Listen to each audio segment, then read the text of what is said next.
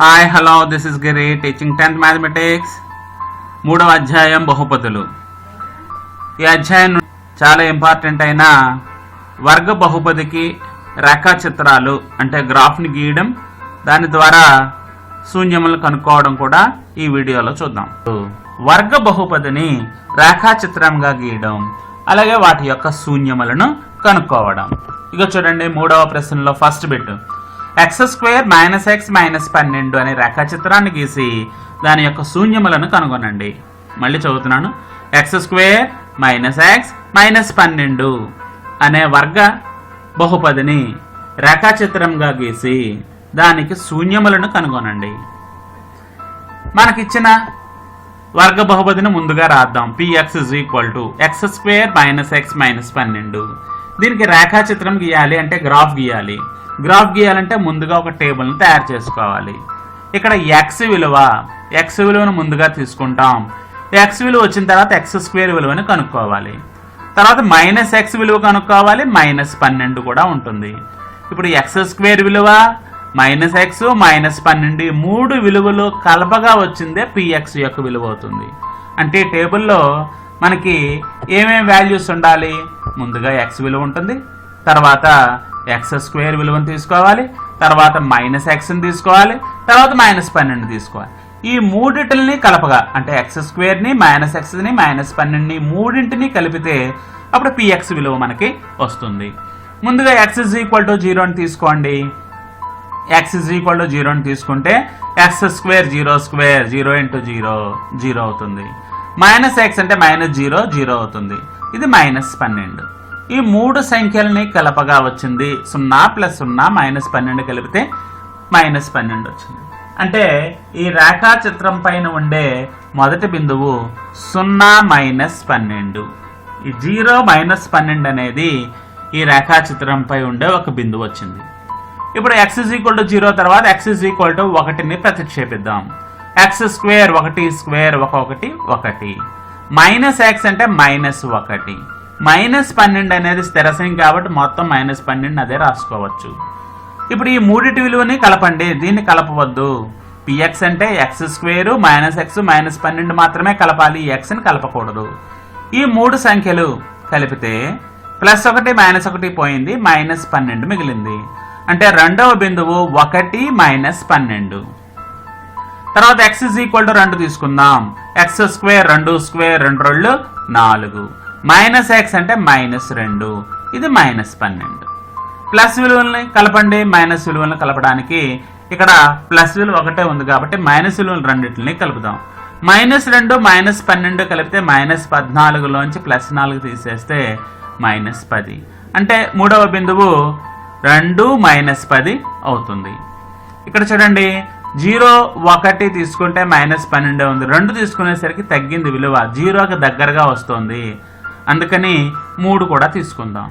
x 3ని ప్రతిక్షేపిస్తే x² 3² 3 3 9. -x అంటే -3, స్థిర సంఖ్య -12. ఈ 3 విలువల్ని కలపాలి. -3 -12 కలిపితే -15, +9 -15 అంటే -6. అంటే ఇంకొక బిందువు యొక్క నిరూపకాలు 3 -6 అవుతాయి. తర్వాత x 4 తీసుకుందాం. x² అంటే 4² 4 4 16, -x అంటే -4 -12. -4 -12 కలిపితే -16 +16, 16లోంచి 16 పోతే 0 వచ్చింది.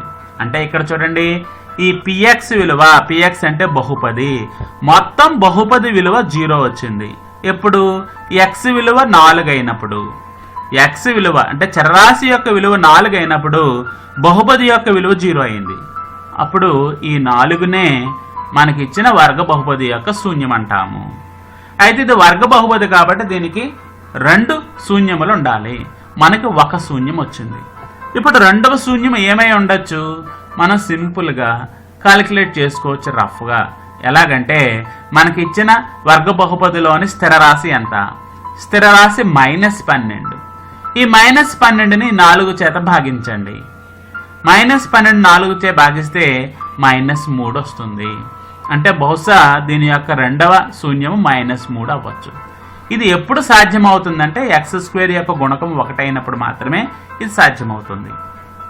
0, 1, 2, 3, 4 అనే ధనరాశులను తీసుకున్నాం. ఇప్పుడు మరి రుణరాశులను కూడా తీసుకోవాలి కాబట్టి -1, -2, -3 కూడా తీసుకోవచ్చు. మనం ఏదైనా ఒక సరళ రేఖని గీయాలంటే 2 బిందువులు లేదా 3 బిందువులు ఉంటే సరిపోతాయి. కానీ ఇది ఒక పరావలయం అవుతుందని మనకు తెలుసు. ప్రతి వర్గ బహుపది ఒక పరావలయాన్ని సూచిస్తుందని తెలుసు. అది ఒక వక్రం కాబట్టి వక్రం గీయాలంటే కనీసం 5-6 బిందువులైనా మనకి తెలిసి ఉండాలి. సరళ రేఖ అయితే 2 బిందువులు ఉంటే 2 బిందువులతో స్కేల్ సహాయంతో మన సరళ రేఖను గీసేయగలుగుతాం. అదే వక్రం యొక్క షేప్ కరెక్ట్గా రావాలంటే మాత్రం ఖచ్చితంగా వీలైనన్ని ఎక్కువ బిందువులే కావాలి. అందుకని మనం ఈ సందర్భంలో సుమారుగా 6 లేక 7 బిందువులు ప్రతి సందర్భంలోనూ తీసుకోవాల్సి ఉంటుంది. ఓకే, 4 తీసుకున్నప్పుడు 0 వచ్చింది కాబట్టి ఇప్పుడు -1 కూడా తీసుకోవచ్చు, -2, -3 కూడా తీసుకోవచ్చు. నేను ఇక్కడ -2 తీసుకున్నాను. x² అంటే -2 హోల్ స్క్వేర్ ప్లస్ 4 -x అంటే -2 దీని యొక్క గుర్తు మార్చండి +2 అవుతుంది. స్థిరరాశి ఎప్పుడు -12. ఇప్పుడు 4, 2 కలిపితే ఇవి 2 ధనరాశులు కాబట్టి 2 కలిపితే +6 వచ్చింది. ఇది -12. -12 +6 అంటే -6. ఇంకొక బిందువు యొక్క నిరూపకాలు -2, -6 అవుతాయి. అలాగే x -3 తీసుకుంటే x² -3 హోల్ స్క్వేర్ అంటే 9 -x అంటే గుర్తు మార్చండి +3 ఇది -12. 9, 3 కలిపితే 12, 12లోంచి 12 పోతే 0 అంటే ఇంకొక బిందువు యొక్క నిరూపకాలు -3, 0. ఇలాగ అన్ని బిందువులు వచ్చాయి కాబట్టి ఇప్పుడు ఈ బిందువులన్నిటినీ గ్రాఫ్ షీట్ పైన గుర్తిద్దాం. ఇగో మీకు గ్రాఫ్ షీట్ ఈ విధంగా ఉంటుంది. ఈ గ్రాఫ్ షీట్లో మనం క్షితిజ సమాంతరంగా ఒక అక్షాన్ని గీసి దానికి x అక్షం అని పేరు పెట్టండి. అలాగే క్షితిజ లంబంగా ఒక అక్షం గీసి దానికి y అక్షం అని పేరు పెట్టాం. ఈ y అక్షం పైన x అక్షం పైన మనం స్కేల్ తీసుకోవాలి. ఆ స్కేల్ తీసుకునేటప్పుడు x యొక్క అతిపెద్ద విలువ అతి చిన్న విలువలను చూసుకోండి. x ధనరాశి వైపు +4, రుణరాశి వైపు -3 ఈ పెద్ద సంఖ్యలు. ఇక్కడ +4, -3 అంటే ఒక్కొక్క సెంటీమీటర్ ఒక యూనిట్ తీసుకున్నప్పుడు ఇవన్నీ సరిపోయాయి. అదే px విలువల్ని y అక్షంపై తీసుకోవాలి. y అక్షంపై రుణ దిశ వైపు -12 ఉంది, అలాగే ధన దిశ వైపు +0 ఉంది కాబట్టి ఇక్కడ 6 లేక 7 సెంటీమీటర్లు మాత్రమే మనకు కనిపిస్తున్నాయి. అందుకని ప్రతి సెంటీమీటర్ని 2 యూనిట్లుగా నేను తీసుకున్నాను. అందుకని ఇది -2, -4, -6, -8, -10, -12. అలాగే 0కి పైన y అక్షంపై +2, 4, 6, 8, 10 ఇలాగ y అక్షంపై వస్తున్నాయి. మనం ఈ గ్రాఫ్ పై ఎలాగ x అక్షాలను గీయాలి, x అక్షం యొక్క స్కేల్ ఎలాగ ఉండాలి, ఇవన్నీ కూడా మీరు 7th క్లాస్ నుంచి నేర్చుకుంటూనే ఉన్నారు. ఈ విధంగా x అక్షము y అక్షాన్ని గీసి దాని స్కేల్ తీసుకుని ఇప్పుడు ఇక్కడ ఉండే బిందువుని ఒక్కొక్క బిందువుని గ్రాఫ్ షీట్ పై గుర్తించడానికి ప్రయత్నం చేద్దాం. ముందుగా ఉండే బిందువు 0, -12. చూడండి స్టూడెంట్స్ అందరూ జాగ్రత్తగా అబ్జర్వ్ చేయండి. x = 0 and y -12. x 0, x అక్షం అంటే ఇది, దీనిపైన 0 ఇక్కడ కనిపిస్తోంది. అలాగే y అక్షంపై -12 ఇది y అక్షం, y అక్షంపై -12 ఇక్కడ కనిపిస్తోంది. x అక్షంపై 0 ఉంది కదా, ఈ రేఖమ్మట కిందకి వెళ్ళండి. ఇక్కడికి వచ్చేసరికి y అక్షంపై -12 కనిపించింది కాబట్టి 0, -12 అనే బిందువు ఈ బిందువుని సూచిస్తుంది. అంటే ఈ బిందువుకు ఒక పాయింట్ పెట్టండి. పాయింట్ పెట్టేది 0, -2 ని సూచిస్తుంది. తర్వాత ఇంకొక బిందువు 1, -12 x = 1. ఈ మొత్తం రేఖ అంతా కూడా x = 1ని సూచిస్తుంది. అలాగే y విలువ -12, ఈ రేఖ అంతా కూడా y = -12ని సూచిస్తుంది. ఈ y = -12 అనే రేఖ, x = 1 అనే రేఖ ఈ రెండు ఈ బిందువు దగ్గర ఖండించుకున్నా కాబట్టి ఈ బిందువు యొక్క నిరూపకాలు 1, -12 అవుతాయి. తర్వాత 2, -10 x = 2 అంటే ఈ సరళ రేఖ. అలాగే y = -10 అంటే ఈ రేఖ. ఈ రెండు రేఖలు ఈ బిందువు దగ్గర ఖండించుకుంటున్నాయి. ఇదే ఉమ్మడి బిందువు కాబట్టి దీని యొక్క నిరూపకాలు 2, -10 అవుతాయి. తర్వాత 3, -6 x = 3 y is equal to -6 అంటే ఈ బిందువుని సూచిస్తుంది. తర్వాత 4 0 x ఈజ్ ఈక్వల్ టు 4 ఇక్కడ y ఈజ్ ఈక్వల్ టు 0 అంటే ఇదే రేఖ పైన ఉంటుంది. y నిరూపకం 0 అయితే ఆ బిందువు x అక్షం పైన, x నిరూపకం 0 అయితే ఆ బిందువు y అక్షం పైన ఉంటాయి. అందుకని 4 0 అనే బిందువు ఇక్కడ ఈ x అక్షంపై ఇక్కడ ఉంటుంది కాబట్టి దాన్ని బిందువుగా తీసుకున్నాం. తర్వాత -2 -6 x ఈజ్ ఈక్వల్ టు -2 అంటే ఈ రేఖ, y ఈజ్ ఈక్వల్ టు -6 అంటే ఈ రేఖ. ఈ రెండు ఇక్కడ ఖండించుకుంటున్నాయి కాబట్టి అది -2 -6 బిందువు అవుతుంది. x is equal to -3 y is equal to 0. x -3 అంటే ఈ రేఖ, దీనిపైన y ఈజ్ ఈక్వల్ టు 0 అంటే ఇది, అది x అక్షంపై ఉంటుంది కాబట్టి ఈ -3 0 అనే బిందువు ఈ బిందువుని సూచిస్తుంది. ఈ బిందువులన్నిటినీ కూడా మనం గ్రాఫ్ షీట్ మీద గుర్తించిన తర్వాత ఈ బిందువులన్నిటినీ కలుపుతూ చేతితో మనం ఒక వక్రాన్ని గీయవలసి ఉంటుంది. ఈ బిందువులన్నిటినీ కలుపుతూ స్మూత్గా ఒక వక్రాన్ని మనం ఇలాగా గీయవలసి ఉంటుంది. అదే మనకి పరావలయం అని మనకు తెలుసు. చూడండి ఎలా గీస్తున్నా ఒకసారి జాగ్రత్తగా అబ్జర్వ్ చేయండి. ప్రతి బిందువుని కలుపుతూ ఒక వక్రాన్ని మనం గీయవలసి ఉంటుంది. మళ్ళీ ఇంకొకసారి చూపిస్తున్నాను. ఇలాగ ప్రతి బిందువుని కలుపుతూ మనం వక్రాన్ని గీసినప్పుడు ఈ వక్రం మనకిచ్చిన వర్గ బహుపది యొక్క రేఖాచిత్రం అవుతుంది. ఈ వర్గ బహుపది యొక్క రేఖాచిత్రం x అక్షాన్ని ఎన్ని బిందువుల్లో ఖండిస్తోంది? ఇదొక బిందువు, ఇదొక బిందువు, 2 బిందువుల్లో ఖండిస్తోంది కాబట్టి ఈ రేఖాచిత్రానికి 2 శూన్యములు ఉంటాయి. ఒక శూన్యము యొక్క విలువ ఇది ఏ బిందువు దగ్గర అయితే ఖండిస్తోందో ఆ బిందువు యొక్క x నిరూపకమే ఒక శూన్యం అవుతుంది. ఇక్కడ ఏ బిందువు దగ్గర ఖండిస్తోంది? -3 0 అనే బిందువు దగ్గర ఖండిస్తోంది అంటే -3 అనేది శూన్యం అవుతుంది. అలాగే ఇక్కడ ఖండన బిందువు 4 0 అనే బిందువు దగ్గర ఖండిస్తోంది అంటే x యొక్క విలువ 4 అనేది ఇంకొక శూన్యం అవుతుంది. అంటే మనకిచ్చిన వర్గ బహుపది యొక్క శూన్యములు x ఈజ్ ఈక్వల్ టు -3 అలాగే x ఈజ్ ఈక్వల్ టు 4. ఇప్పుడు ఈ శూన్యములు రాద్దాం. శూన్యములు x ఈజ్ ఈక్వల్ టు -3 మరియు x ఈజ్ ఈక్వల్ టు 4. అలాగే స్కేల్ను కూడా మనం రాయాలి. x అక్షంపై 1 centimetre is equal to 1 unit, అలాగే y అక్షంపై 1 సెంటీమీటర్ ఈజ్ ఈక్వల్ టు మనం ఇక్కడ 2 యూనిట్లు తీసుకున్నాం కాబట్టి y అక్షంపై 1 సెంటీమీటర్ ఈజ్ ఈక్వల్ టు 2 యూనిట్లు. ఇదే విధంగా ఇంకొక సమస్యను కూడా మనం ఇప్పుడు సాధిద్దాం. 3వ ప్రశ్నలో 4వ బిట్టు x² + 3x - 4 అనే రేఖాచిత్రాన్ని గీసి శూన్యములను కనుగొనండి.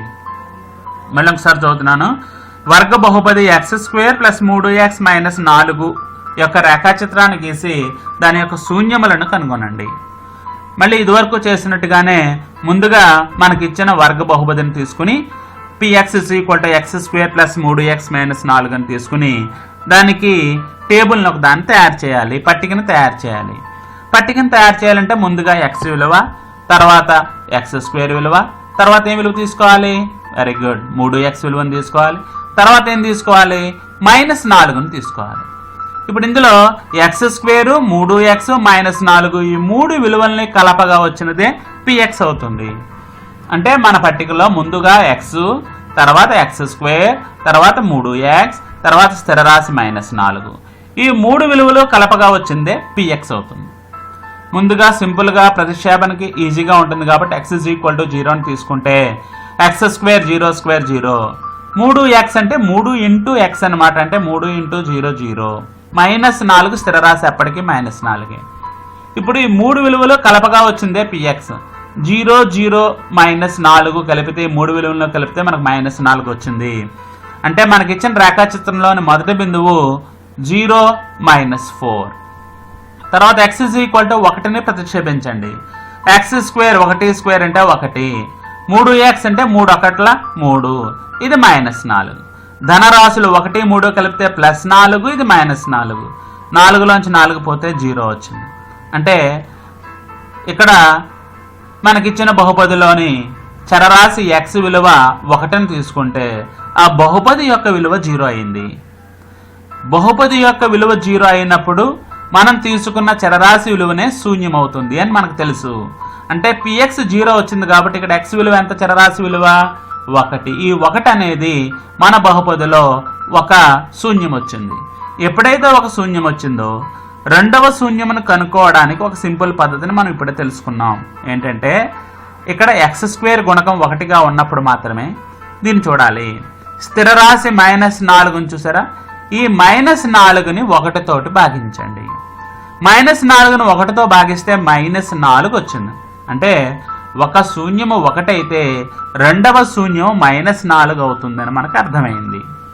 అయితే మనం ఇది ఒక వక్రం కాబట్టి వక్రంను నిర్మించడానికి కనీసం 5 లేక 6, 7 బిందువులు మనకు కావాలి. కాబట్టి వేరువేరు x విలువలను ప్రతిక్షేపించి మనం px విలువలను కనుక్కుందాం. x చోట్ల 2ను ప్రతిక్షేపిస్తే x² 2² 2 4, 3x 3 6, ఇది -4. +4 -4 పోయి 6 మిగిలింది. అంటే ఇంకొక బిందువు 2 6. తర్వాత x చోట్ల -1ని ప్రతిక్షేపిస్తే x² -1² అంటే +1, 3 × x 3 × -1 అంటే -3. ఇది -3 -4 కలిపితే -7 + 1 అంటే -6. అంటే ఈ రేఖాచిత్రంలో ఉండి ఇంకొక బిందువు -1 -6 అవుతుంది. తర్వాత x -2 తీసుకోండి.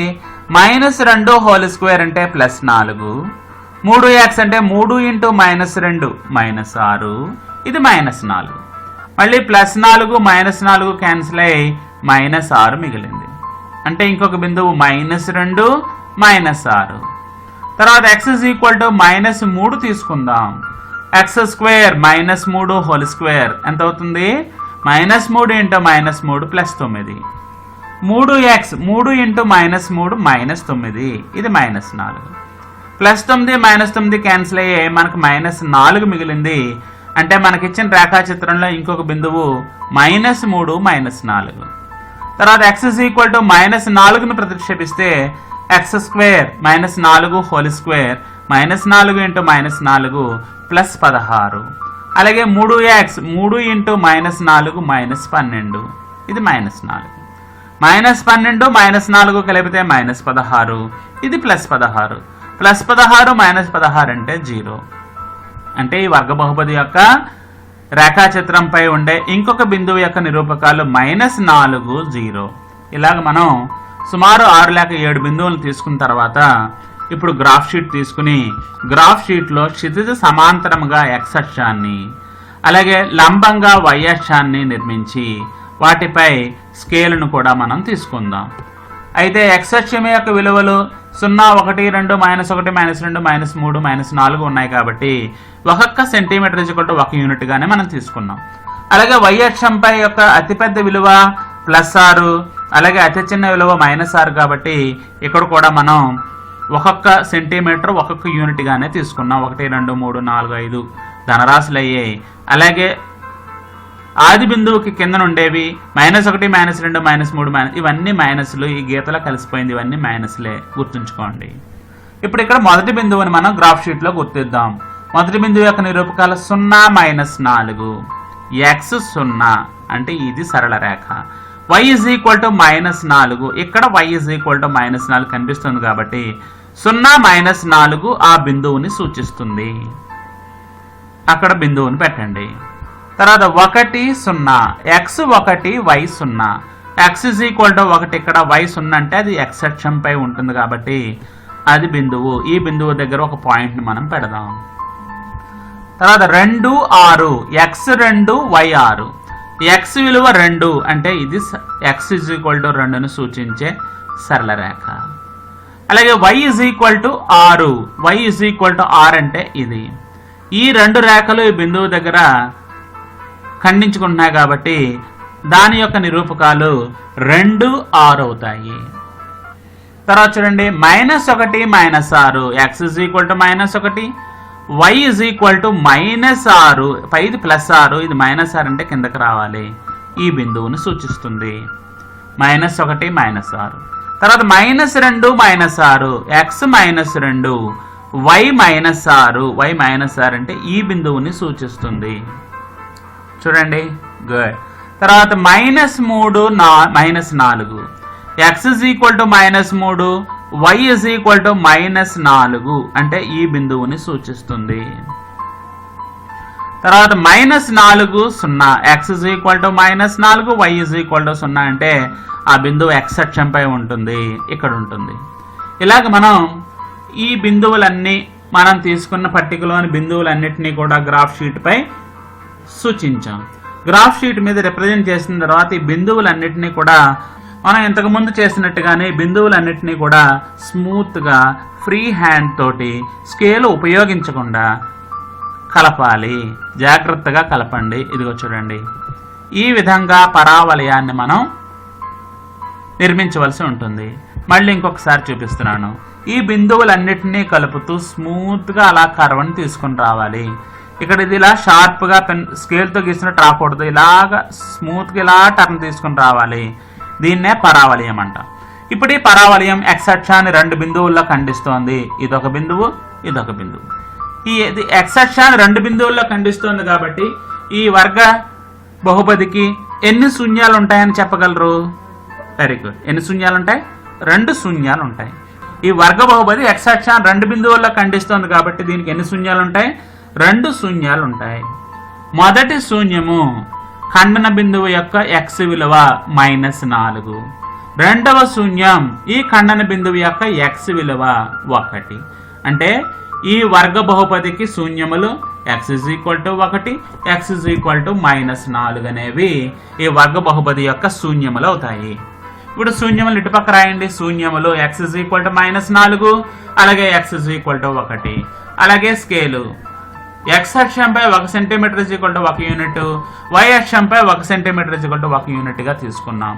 ఈ విధంగా ఈ రేఖాచిత్రాలు గీయడం మీరు నేర్చుకున్నారు. ఈ రేఖాచిత్రాలు గీసేటప్పుడు మీరు గ్రాఫ్ బుక్ తీసుకుని జాగ్రత్తగా ఒక్కొక్క పాయింట్ వింటూ ఎప్పటికప్పుడు పాస్ చేస్తూ వీడియోని ఒక్కొక్క బిందువుని గుర్తించి టేబుల్ని అర్థం చేసుకుని మీరు సొంతంగా ప్రయత్నం చేయండి. అలాగే 1వ అధ్యాయం వాస్తవ సంఖ్యలు, 2వ అధ్యాయం సమితుల యొక్క వీడియో లింకులన్నీ కూడా మీకు డిస్క్రిప్షన్లో ఇవ్వబడ్డాయి. వాటిని కూడా మీరు రివైజ్ చేసుకోవచ్చు. Thank you. One and all.